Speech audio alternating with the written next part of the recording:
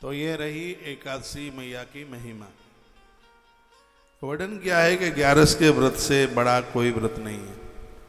मानदाता राजा ने पूछा, गुरुदेव यह बताइए एकादशी दो पड़ जाती है, पहले दिन की एकादशी करें या दूसरे दिन की एकादशी करें?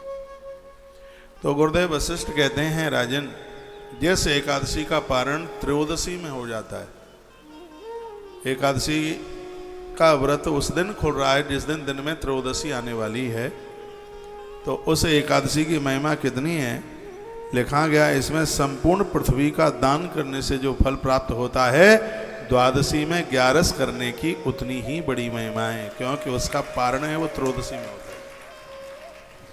इसलिए इस बात के ऊपर मैंने आपको इतना जोर दिया है,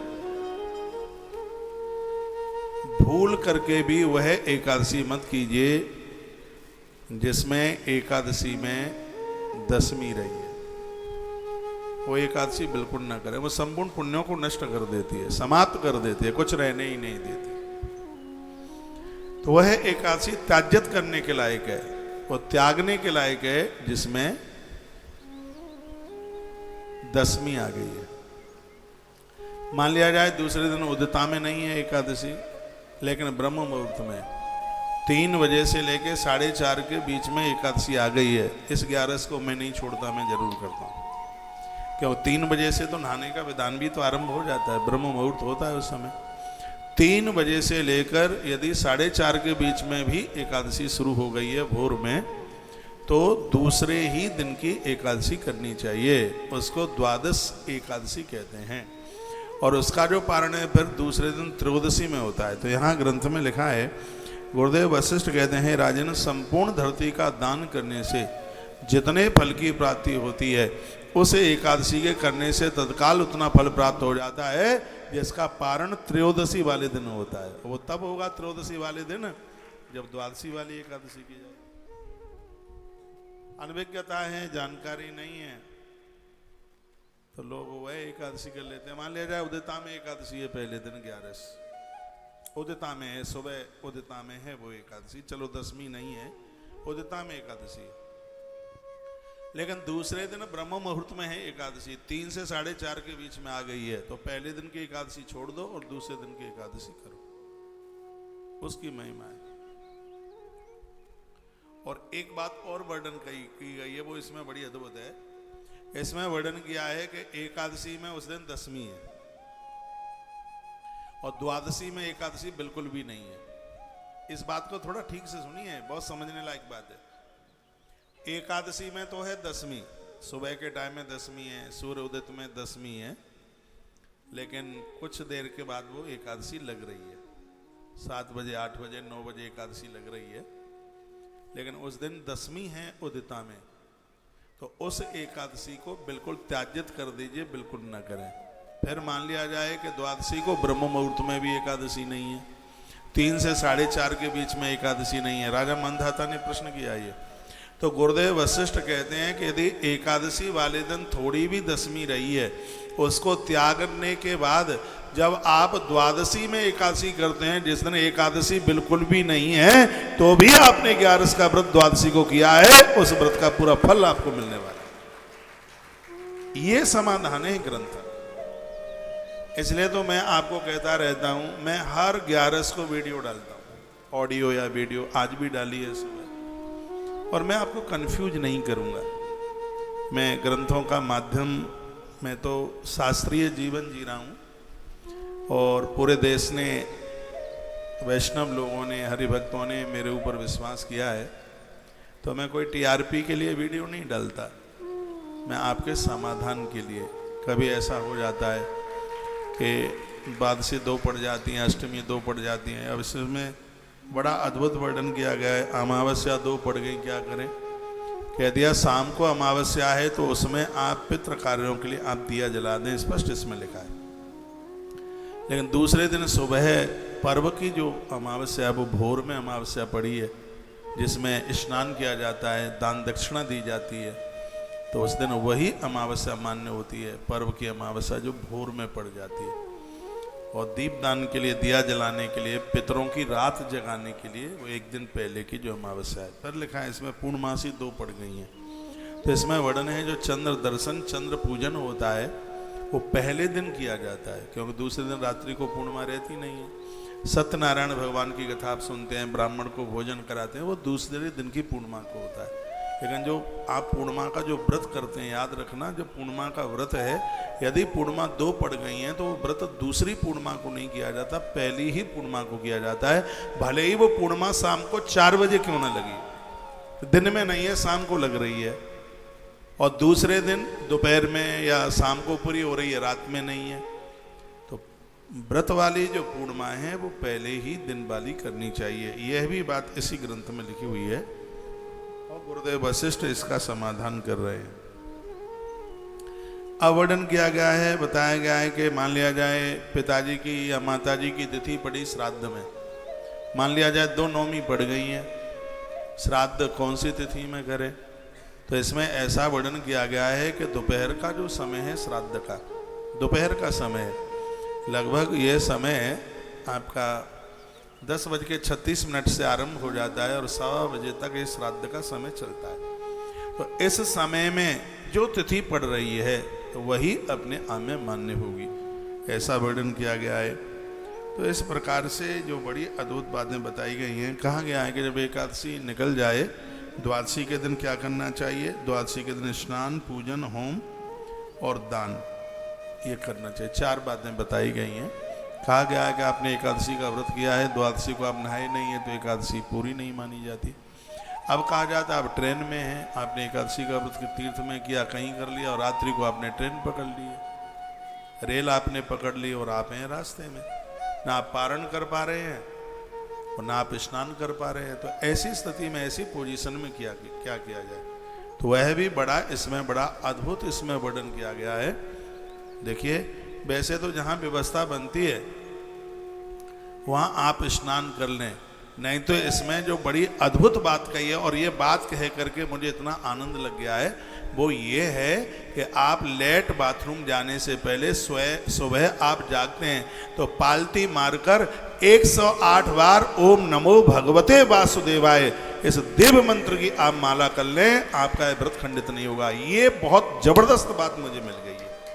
जैसे आप रास्ते में, इस बात को फिर मैं एक बार रिपीट करूंगा, जैसे आप कोई भी गुरु मंत्र में आपका मंत्र है, छोड़िए, ये नारायण का जो एक विशेष मंत्र है और एकादशी भी नारायण की ही है। जैसे आप रास्ते में हैं तो सुबह टॉयलेट जाने से पहले वहीं अपनी जगह पर रेल के डिब्बे में आप बैठे हैं, आंख बंद कर लीजिएगा और देखो, जब तक आप सुबह टॉयलेट नहीं जाते हैं, मल विसर्जन के लिए नहीं जाते हैं, तब तक आपको भगवान को छूने में भी कोई दोष नहीं लगता। ऐसा तो हमारे ही ग्रंथों में वर्णन किया गया है। हाँ, उस समय वो दोष नहीं लगता, उस समय तो आपको रसोई में भी जाने में दोष नहीं लगता। ये मल विसर्जन के तत्पश्चात नहाने धोने की ये सब क्रियाएं फिर शुरू हो जाती हैं। तो मल विसर्जन से पूर्व आप बैठिए, अपनी आंखों को बंद कीजिए, कम से कम 108 बार द्वादशाक्षर मंत्र का जप कीजिए। इसको मंत्र स्नान के नाम से इसे जाना जाता है। ये मंत्र स्नान है। ये देखिए, हमारे ऋषियों ने ऐसे आपातकाल में कितनी बढ़िया बढ़िया बातें लिख दी हैं, और ये प्राय सबके लिए हो जाता है, मेरे लिए भी हो जाता है रास्ते में। यार हम लोग तो ऐसे स्टेशन पर गाड़ी रुकी, 4 लोटा वहाँ भी डाल लिया, लेकिन माताएं तो नहीं हो पाता है। तो इसमें देखो कितना बढ़िया विधान बताए, ना आपने गंगा जल लिया, ना आपने तुलसी पत्र लिया, और ना आप नहा पाए। और आपका व्रत, कोई भी व्रत है, एकादशी की बात में चर्चा कर रहा हूँ आपको, और आपने 108 बार एक माला द्वादशाक्षर मंत्र की आपने जप कर ली, तो आपका व्रत अपने आप में सुरक्षित है। कमाल की बात। मेरी बात आपकी समझ में आ रही है? मेरी भाषा, मेरी लैंग्वेज आपकी समझ में आ रही होगी? 7 बजने वाले हैं, 2 एक आधे ही मिनट कम है, और जैसे ही संस्कार टीवी से कथा कटअप हो जाए, आरती करा दूं कि थोड़ी सी और कह लूं? आप बिजी तो नहीं है? थोड़ा सा और टाइम दे दीजिए, क्योंकि लेट कथा शुरू हुई है। एक कथा तो मैं सुबह करके गया हूँ, आप यहाँ पर पहुँचे हैं, बाहर मुझे टीवी पर सुन पा रहे हैं। आज एकादशी है, तो आज मैंने सुबह एक अनाउंस किया है भंडारे के लिए और गौ माता के हरे चारे के लिए। तो 2100 रुपये का सहयोग मैंने आज सुबह बोला है, और आज 1100 है। उसमें आप अवश्य में सहयोगी जरूर बन जाइए, भगवान का काम है। भूसा गोदाम भरे जा रहे हैं, आपने देखा है। चारों तरफ गौ हॉस्पिटल के भी नीचे के हॉल हमने भरना शुरू कर दिया है भगवत कृपा से, क्योंकि इस साल 20 रुपया किलो, अभी 9 साढ़े 9 रुपया किलो आ रहा है, तो ये 6100 रुपये 6000 रुपये में 7 क्विंटल भूसे की व्यवस्था हो रही है। उससे बड़ी गाड़ी है वो 11000 रुपये, और सबसे बड़ी गाड़ी 21000 रुपये का सहयोग करके आप भी यह सौभाग्य मौका कमा लें। यदि परसों तक आप रुके हैं तो नंदीदान के द्वारा कल गोदान, और आपको लगता है कि यहाँ गैया आनंद में, आज मैं सुबह बोल रहा था कि ये दोनों चीज़ें ऐसी हैं, एक है बिटिया और एक है गैया, सब जगह नहीं दी जाती। बहुत विचार करके कहीं भी आप गोदान करते हैं पहले एक बार उस जगह को देखिए। और मुझे नहीं लगता कि गौतीर तुलसी तपोवन गौशाला की व्यवस्थाओं को कोई फैल करके बता दे, नहीं लगता मुझे। यहाँ इतना आनंद होता है। ये समय वीडियो आप देख रहे हैं, आज की तस्वीर है, हम भी गौ माता की सेवा में चारा काट रहे थे, बड़ा आनंद हो रहा था। अभी जैसे ही 7 बज जाएं तत्काल तुलसी तपोवन यूट्यूब चैनल पर जुड़ करके और तत्काल पूरी कथा का आनंद ले लीजिए जितने बजे तक कार्यक्रम चल रहा है। और अभी कथा के आरती के तत्पश्चात मैं आप सबको मिलूंगा, जिनसे मैं सुबह से नहीं मिल पाया हूँ, सबको मुलाकात होगी। और कल दवाई का भी वितरण जिनको ज़रूरत है तो वह ले लीजिए। वैसे भी नया झाड़ू मंगलवार को और दवाई भी मंगलवार को बहुत ज़्यादा फायदा करती है, घोर गरीबी का नाश करता है। मंगलवार को झाड़ू नया खरीदें, झाड़ू लगाएं, ये सब छोटी छोटी वीडियो। ये वशिष्ठ संहिता में वर्णन है। आप बिना कपड़ों के रह जाएं लेकिन मंगलवार को नया कपड़ा मत पहनिए। ये मैंने राजस्थान से वशिष्ठ संहिता से बात करी थी आपको, और शायद आपको ध्यान हो। तो औषधि भी बहुत फायदा करती है मंगलवार को, इसलिए मैंने एक दिन बना दिया है कि मंगलवार के दिन औषधि आप ज़रूरतमंद लोग आपको फ़ायदा करेगी। ये 2 दवाइयाँ मेरी ऐसे हाथ में लग गई हैं, एक डायबिटीज और एक जॉइंट दर्द की, और कल रात में बना लेंगे, कल आपको वितरित कर देंगे। बाहर से मुझे जितने भी सुनने वाले लोग हैं, कल आप पधारिए वृंदावन, यहाँ के आनंद देखें, बहुत आनंद हो रहा है। यहाँ पहुँचने वाले एक एक व्यक्ति से मैं मिलता हूँ। देखिए कथा तो आप टीवी पर भी सुन लेते हैं, यहाँ तक आप पहुँचते हैं तो आपका मन होता है कि महाराज से भी जा कर के मिलना है। तो महाराज तो हर समय खड़ा ही है आपसे मिलने के लिए, आप बिल्कुल पधारिए। एक बार रायपुर में मुझसे पत्रकारों ने बात करी थी, आप बताएंगे कि आपकी रौनक क्या है। मैंने कहा मेरे भगत मेरे श्रोता ही तो मेरी रौनक है, ये ना हो तो हम तो 2 पैसे के भी नहीं हैं। आपसे बहुत अच्छा लगता है, आपसे बहुत बढ़िया लगता है। अभी 7 बजने को हैं, तत्काल आप तुलसी तपोवन यूट्यूब चैनल पर जुड़ करके और आज की कथा को पूरा आप आनंद लाभ प्राप्त कर लें। अपनी व्यवस्था के अनुसार यहाँ के सेवा कार्यों के आप सहयोगी जरूर बनिएगा। एक बार जयकारा लगाइए, बोलिए बांके बिहारी लाल की जय हो, श्री हनुमान जी महाराज की जय हो, आज के आनंद की जय हो, जय जय श्री जय राधे श्री राधे जय जय। श्री राधे। देखो कितनी सुंदर बात कही गई है। एकादशी का व्रत करने से, पूर्णमासी का व्रत करने से और अमावस्या को ब्राह्मण को भोजन कराने से, इसमें वर्णन है कि व्यक्ति को संपूर्ण धरती का दान करने का फल प्राप्त हो जाता है। पूरी धरती का दान करने से जो फल प्राप्त होता है, इतने फल की प्राप्ति हो जाती है अपनी अमावस्या को। कल मैं खाटू श्याम महिमा में निवेदन कर रहा था कि शनिवारी अमावस्या पड़ जाए। जहाँ श्याम बाबा ने तप किया है उसका नाम है महिसागर संगम, जो गुजरात के आनंद जिले में पड़ता है, और उसकी चर्चा स्कंध पुराण में आई है। खाटू श्याम जब पूर्व में जब वो बर्बरीक थे, उन्होंने वहाँ तप किया हुआ, तो उसमें वर्णन है कि जो शनिवार को अमावस्या पड़ जाती है, मंगलवार और सोमवार को अमावस्या पड़ जाती है, ये धरती के ताप प्रताप संताप सबको खत्म कर देती है। इतना बड़ा प्रभाव है इन 3 दिनों में अमावस्या पड़ने का। यहाँ इस ग्रंथ में भी लिखा है एकादशी द्वादशी में पड़ जाए, वर्णन है इसमें। और अमावस्या के लिए पूर्वजों के लिए और पूर्णिमा को आप भगवान नारायण के लिए कुछ कर लेते हैं तो आपको संपूर्ण धरती का दान करने का फल तत्काल प्राप्त हो जाता है। तो है इसकी इतनी बड़ी महिमा है। वर्णन किया गया द्वादशी के दिन स्नान।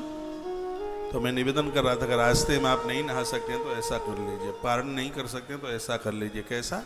एक माला द्वादशाक्षर मंत्र की सटका ले, तो आपका नियम ठीक से यह बरकरार बना रहेगा। स्नान पूजन, द्वादशी के दिन शालग्राम भगवान को अभिषेक कराने की बहुत बड़ी महिमा है। तो पूजन और होम, यज्ञ, हवन वगैरह ये विशेष बड़े यज्ञों में नारी के संग पति का होना जरूरी होता है, पति के संग नारी का होना जरूरी होता है। कुछ जगह ऐसी हैं जहां पुरुष बिना स्त्री के हवन कर लेता है, बड़े यज्ञ में भी कर लेता है। वो क्या है? वो ये है कि या तो पत्नी बीमार है, या पत्नी की मृत्यु हो गई है, ऊपर चली गई है, दो कारण। तीसरा कारण यह पत्नी ने छोड़ दिया है, तलाक वलाक हो गया है, पत्नी ने छोड़ दिया है, ये चौथा कारण। ऐसे समय में या आदमी वो पति बाबा वैरागी बन गया है, महात्मा बन गया है, ईश्वरीय साधना में अपना जीवन जी रहा है, तो ये चौथा कारण। एक पांचवा, किसी विशेष संकल्प के साथ अपना कोई जीवन वो जी रहा है, तो 6-7 ऐसे कारण बताए। माताओं के लिए भी बताया गया है। माताओं के लिए कहा है जो नित्य नैमित्त का जो रोज का हवन, जिसको अग्निहोत्र कहते हैं, इसको आपको अकेले करने का पूरा अधिकार अग्नि पुराण में भी है और कई संहिताओं में वर्णन है। लेकिन जो कोई विशेष कोई यज्ञ होने के लिए जा रहा है, उसमें पति और पत्नी दोनों का उस यज्ञ में होना जरूरी है। एक विश्वजित यज्ञ दशानन रावण ने प्रभु राम के द्वारा सागर के किनारे रामेश्वरम में कराया, तो उसमें स्वयं रावण माता जानकी को संग लेके आया था, प्रभु राम के साथ बैठाया। जब यज्ञ पूरा हो गया तो रावण माता जानकी को संग ही लेकर लंका के लिए चला गया। ये मान मर्यादाओं का पालन करना ये ठीक रहता है, ये बढ़िया रहता है। मैं पुरुषों को बराबर कहता हूँ, माता ज़्यादा धार्मिक होती हैं, आप उनका सहयोग किया करें। ये बहुत कहती रहती हैं, आप भवन में नहीं बैठते, आप उनके साथ मंदिर में नहीं जाते, बातें बना देंगे, मीटिंग है, मित्र बुला रहा है, यहाँ जाना है, वहाँ जाना है। नहीं, उनका संग दीजिए, उनका साथ दीजिए। जो परिवार को पतित होने से, पत्नी को पतित होने से बचाए, उसी को तो पति कहते हैं उसको। तो वर्णन है कि जब एकादशी का दूसरा दिन पारण वाला दिन होता है, उस दिन स्नान पूजन और होम। आपने जितनों ने भी आज एकादशी का उद्यापन आरंभ हुआ है, तो द्वादशी के दिन हवन की बड़ी महिमा है। इसलिए जितने भी एकादशी के यजमान हैं, कल सबको हवन में बैठना होगा, यज्ञ में सबको बैठना होगा, क्योंकि द्वादशी के दिन यज्ञ की बहुत बड़ी महिमा है, भारी महिमा है। पहले आप वेदियों का पूजन आपके द्वारा होगा, जब पूजा से आप फ्री निवृत्त हो जाएंगे, जितने यजमान हैं उतने ही कुंड होंगे, सबको घी की आहुति पर। आनंद की बात यह है कि गैया मैया के शुद्ध देसी घी के द्वारा आहुतियाँ डलेंगी, और समझ लीजिए कि वह तो सुगंधी ऊपर के लोगों तक जाएगी। यह बड़ा सौभाग्य है कि मौका मिला है आपको गौ सदन में, गौशाला में, और यह उद्यापन करने का। आप घर में भी आप एकादशी का व्रत करते हैं, भले आप 11 आहुति डालें, द्वादशी के दिन आहुति जरूर डालें, भगवान को निलाएं, स्वयं स्नान करें, और भले ही 1 आना का दान करें, द्वादशी के दिन दान जरूर करें। इसमें वर्णन है चावल के दान की भारी महिमा है। इसमें 5-4 चीज़ें बताई हैं, स्नान, पूजन, होम और दान। इसमें गुरुदेव वशिष्ठ कहते हैं कि हर स्त्री पुरुष को करना चाहिए।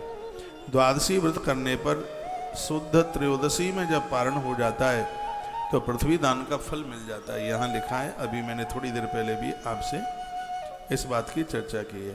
द्वादशी में वर्णन किया गया है कि ये कभी कभी एकादशी द्वादशी में पड़ती है, अब त्रयोदशी नहीं पड़ रही। अब इसमें ये वर्णन और किया गया है, उसमें त्रयोदशी उस दिन पड़ रही है, लेकिन जो पारण है वो द्वादशी में ही हो जाता है। जो पारण है वो द्वादशी में हो जाता है। प्रदोष की पूजा शाम को होती है।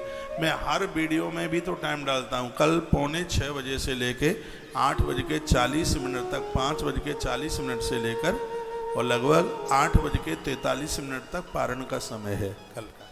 मैंने कोई वीडियो भी डाली है, आप पढ़ लिया करें, सुन लिया करें, तो इतने टाइम में आप पारण कर लें। तो इस पारण से जो भी कोई अनजान में कोई अपराध हो गए हैं तो सगरे अपराध भस्मीभूत हो जाते हैं, ऐसा वर्णन किया गया है। तत्पश्चात फिर वर्णन किया है कि एकादशी का व्रत इस धरती के संपूर्ण व्रतों में ज़्यादा है, और वह भी एकादशी द्वादशी में पड़ जाती है तो उसकी और ज़्यादा महिमा है। फिर कहा गया है कि दशमी में पड़ी हुई एकादशी को ऐसे छोड़ देना चाहिए जैसे ब्रसली स्त्री के पुत्र को कभी भी शुभ कर्म में उसको भोजन के लिए नहीं बुलाया जाता। ब्रसली स्त्री किसे कहते हैं? जो अपने पति को छोड़कर किसी दूसरे पुरुष से उसने संबंध जोड़ा और दोनों के माध्यम से जो एक संतान ने जन्म लिया है उसको ब्रसली पुत्र कहते हैं। ना तो वो श्राद्ध में जीवने का अधिकारी है, ना किसी यज्ञ कर्म में बैठने का अधिकारी है, उसके तो द्वारा पूर्वजों को पिंडदान और देवताओं को यज्ञ की आहुति नहीं लगती। हमारे सनातन धर्म में ब्रसली पति उसे कहते हैं जो बिना 7 फेरे लिए हुए, बिना अग्नि की साक्षी में मन मुताबिक जिसने अपना विवाह रचा लिया है, कोई भी विवाह संस्कार का कोई भी क्रियाकलाप पूरा नहीं किया गया, और ऐसी स्त्री के साथ अपनी घरवाली को छोड़कर गैर स्त्री से जुड़ करके, और जो स्त्री अपने पति को छोड़ छाड़ कर किसी पुरुष के संग बैठ करके और उसने जिस संतान को जन्म दिया है, भले ही उसका वो आदमी कितना भी बड़ा पंडित रहा हो, कितना भी बड़ा विद्वान हो, उसके माध्यम से जन्म लेने वाला बच्चा वह कभी भी पूजा पाठ यज्ञ और श्राद्ध कर्म में अन्न खाने के लायक नहीं होता। ऐसा इस ग्रंथ में वर्णन किया गया है, और गुरुदेव बृहस्पति इस बात को वर्णन कर, इसलिए तो कहा गया है कि पंडित कैसा होना चाहिए, ब्राह्मण कैसा होना चाहिए। ब्राह्मण को तो बड़ा फूंक फूंक करके अपने कदम बढ़ाने चाहिए। तुम सब जैसे हो जाओगे तो फिर सब में और तुम्हें अंतर क्या होगा? तुम ब्राह्मण हो तो ब्राह्मण तो लाखों लोगों में पहचान में आना चाहिए, पता लगना चाहिए ये ब्राह्मण है। सदवा नारी लाखों में पहचान में आती है, उसके भाल में सिंदूर होता है, हाथ में चूड़ियाँ होती हैं, पाँव में बिछुए होते हैं, सबको लगता है, बताने की जरूरत नहीं होती। कहा जाता है इस देवी का विवाह हो गया है, और ये पति वाली ये स्त्री है, उसके चिन्ह है। उसी प्रकार से ब्राह्मण के लिए भी तीनों कालों में संध्या करने वाला हो, उसके पास छोटी जनेऊ की शक्ति हो, गायत्री का नित्य जप करने वाला हो, और वह ब्राह्मण अपने आप में इतना भाग्यशाली है जिसकी माँ भी ब्राह्मणी हो और उसका पिता भी ब्राह्मण हो। बहुत ज़्यादा भाग्य है उसका, बहुत ज़्यादा पुण्य है।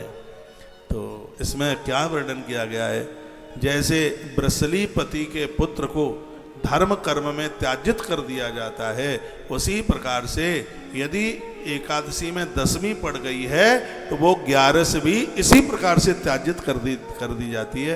वह एकादशी करने के लायक नहीं होती, वह 11 करने के लायक बिल्कुल भी नहीं।